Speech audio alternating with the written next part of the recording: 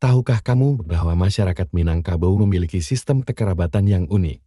Ya, setiap orang Minang tergabung dalam suku sebuah klan yang diwariskan secara turun-temurun dari garis ibu mereka. Dalam adat Minang, setiap orang tergabung dalam suku sebuah klan yang diwariskan dari garis ibu. Ada banyak suku dalam Minangkabau, seperti Koto, Piliang, Bodi, Caniago, Jambak, Sikumbang, Mandahiliang, dan Tanjung. Yang menarik, tidak semua nagari memiliki suku yang sama. Di satu nagari, bisa ada 4 suku, sementara di nagari lain bisa berbeda.